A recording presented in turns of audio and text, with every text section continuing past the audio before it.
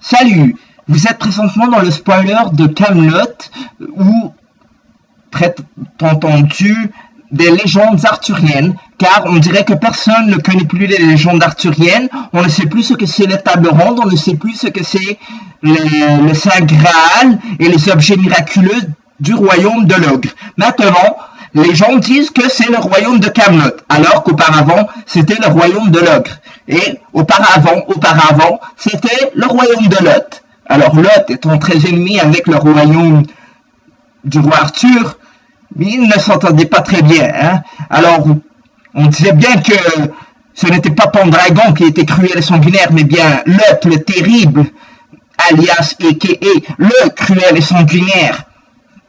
Donc, ces informations ont été perdues. Je fais une petite parenthèse sur le film The 12 Monkeys, ou l'armée des 12 macaques, si on veut l'armée des 12 singes, ce qui revient au même. Alors, disons-le, ça a été perdu dans Google, et Google n'a rien fait pour aller les chercher. C'était Bruce Willis, l'acteur du film, et il y avait Brad Pitt, et il y avait l'autre connard. Ok, désolé, je m'emporte, je ferme la parenthèse. Revenons dans Camelot. Alors, dans le royaume de Camelot, on sous-entendait que dans le royaume de Camelot, ça ne s'étendait pas en Irlande, ni jusqu'en Aquitaine. Non, ce n'était pas l'Aquitaine, ni des royaumes français celtiques, ce n'était pas le royaume de Camelot.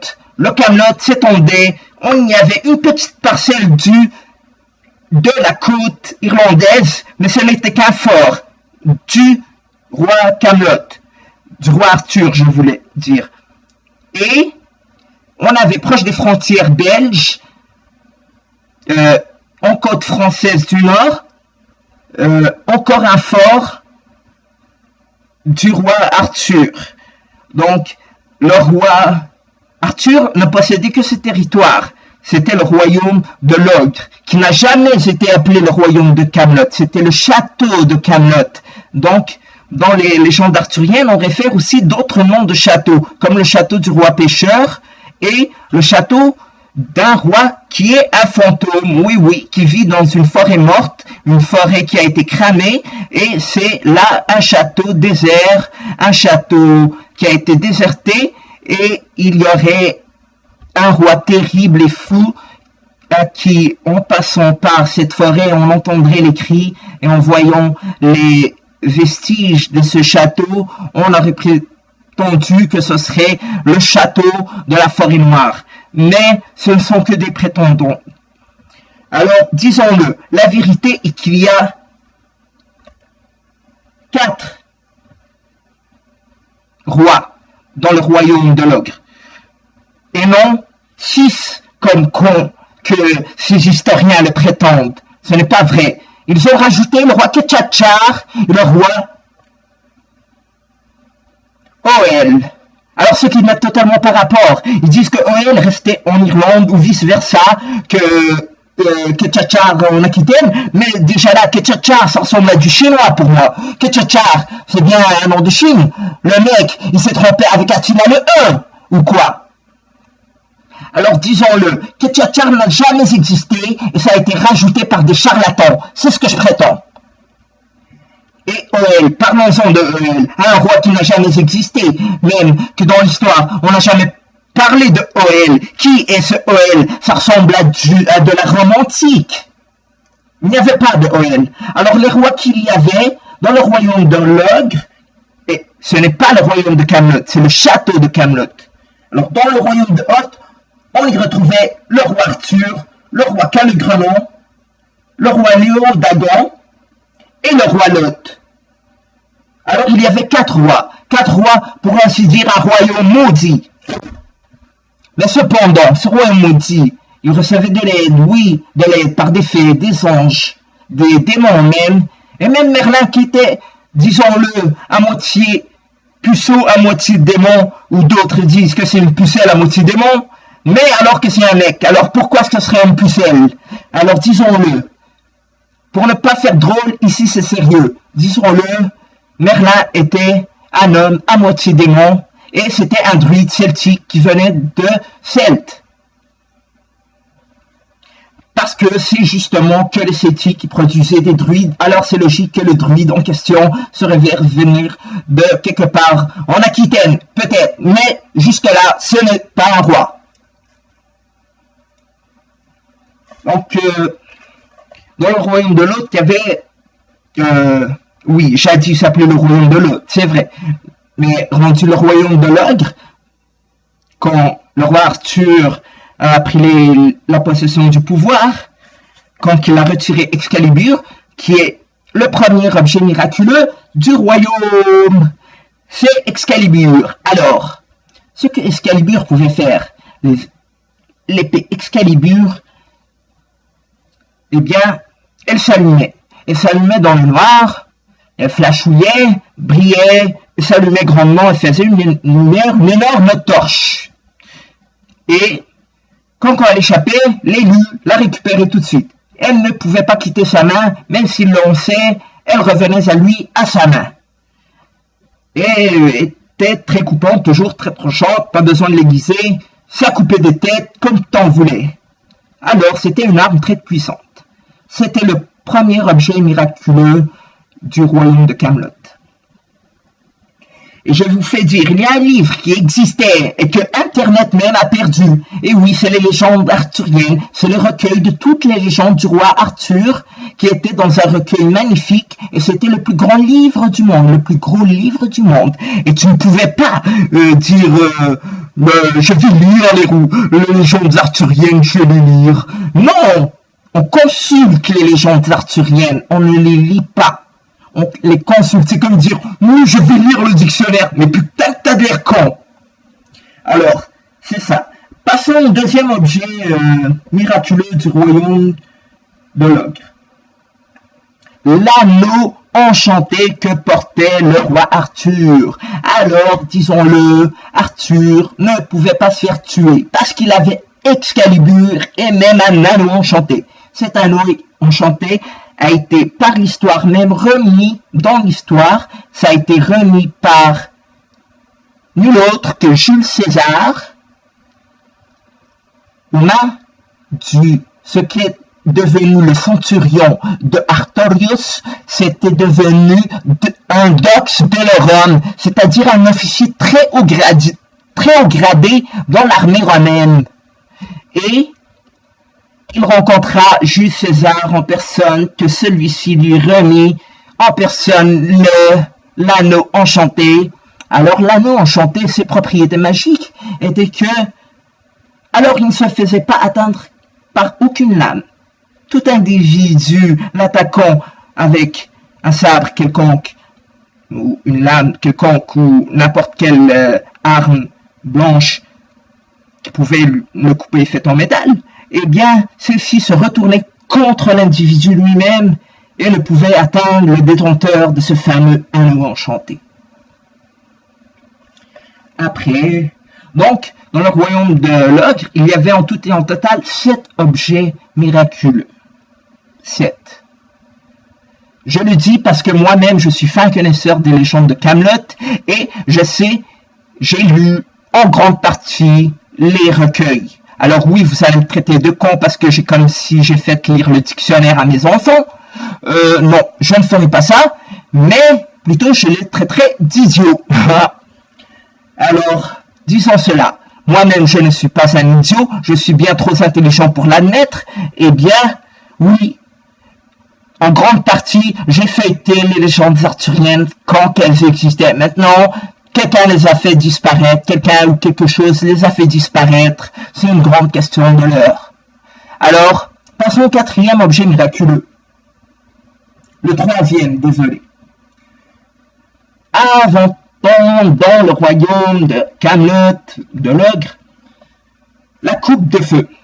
Eh bien, comme vous l'avez imaginé, c'est une coupe d'où jaillit une flamme qui ne peut pas être éteinte. Donc, très utile quand tu veux partir un feu, allumer des chandelles ou faire quelque chose avec du feu.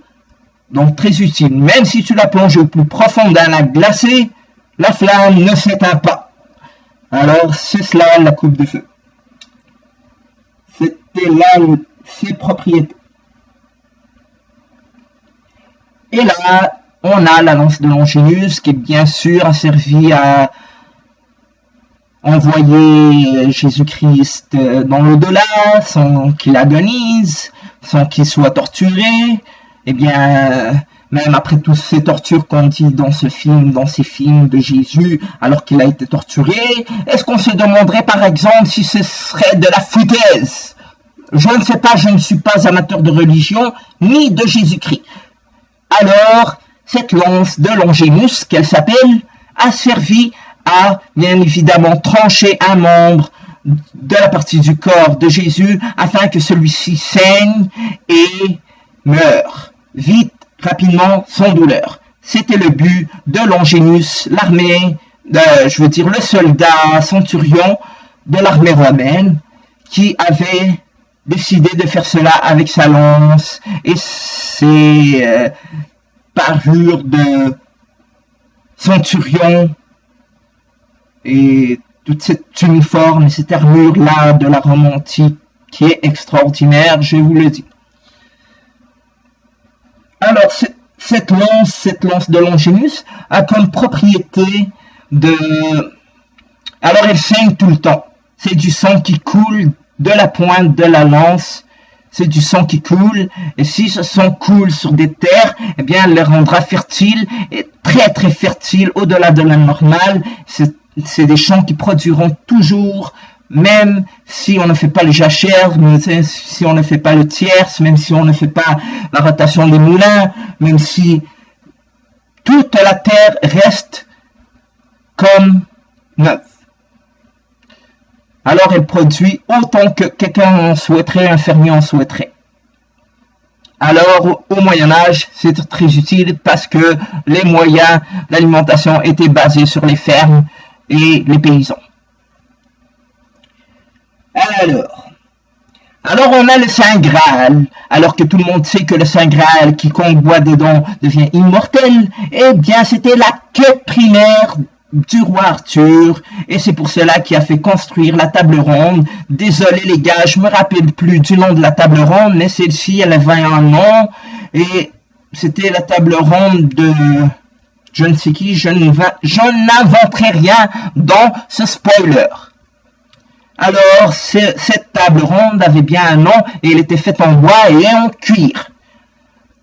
Donc, les chevaliers de la table ronde se réunissaient autour de cette table pour discuter territoire et qui allait trouver le Graal en premier et tout ce qui s'est passé par rapport à la quête du Graal, parce que c'était leur but numéro 1, c'était de trouver le Saint Graal, le vase sacré qui a servi. Ce vase sacré, c'est Jésus de Nazareth qui aurait bu dedans et que celui-ci aurait été trouvé par des Templiers croisés et que ceux-ci peut-être devraient devenir immortels et garder le Saint Graal, mais que toutefois les rumeurs ont dit que ils ont perdu le Saint Graal et ils ne savent plus où.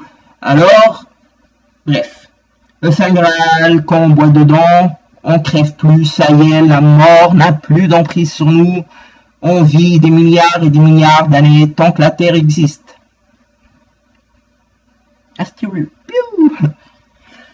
Ok. Donc, notre sixième.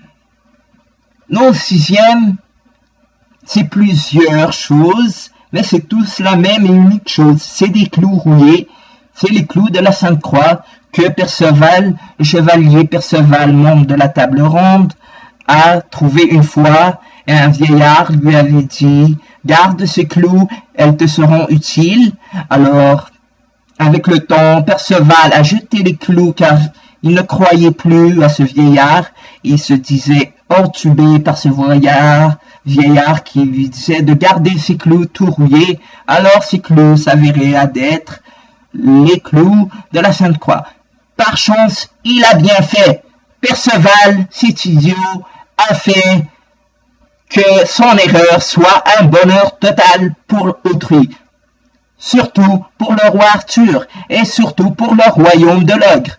Parce que ces clous ont comme propriété de les disposer et de délimiter un royaume, des territoires avec elles et ce royaume serait protégé par la grâce du divin et il n'y aurait pas d'attaque et il n'aura pas d'attaque dans le royaume de l'ogre.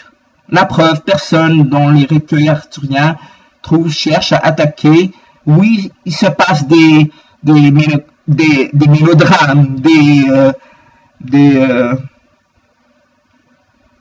choses, il se passe des choses qui sont géopolitiquement incorrectes, qui font des ennemis. Et les ennemis viennent et ils repartent et on discute avec eux et des interrogatoires. Mais grâce au clou de la Sainte Croix que Perceval aurait jeté, alors le royaume serait protégé et déjà là, quand les clous de la Sainte Croix sont jetés, c'est que le royaume est préétabli éternellement. Alors, demandons-nous si des petits clous qu'on sous-estime vont protéger tout un royaume. Alors, où sont-ils? Et s'ils existent, est-ce que cela vaut mieux que le Saint Graal?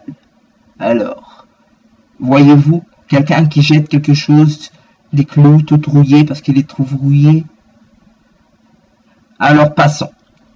Alors, notre 7e objet miraculeux, et non le moindre, c'est la corne d'abondance. Et oui, la corne d'abondance, une fois posée sur une table, elle a comme propriété de fournir tout un buffet à ses clients. Là, c'est l'invité, si on peut dire. Et une fois enlevé de la table, le buffet disparaît par enchantement. Voilà, ce sont les propriétés de la corne d'abondance. Il n'y avait pas de flûte magnifique ou de livre magique de sorcellerie, non. Le roi Arthur était contre la sorcellerie et ses scribes étaient chrétiens. Alors, disons-le, quand les paladins arrivèrent, ils ont mis autorité sur le roi Arthur pour qu'il n'ait qu'une femme, qu'il ne fasse point de sorcellerie, car la sorcellerie était traduite au bûcher au Moyen-Âge. Rappelons-nous-le. Alors voilà, j'ai fini ce spoiler de 17 minutes 27 secondes et je vous laisse avec ceci. Prenez garde aux mensonges d'Internet et Internet perd des trucs. Salut!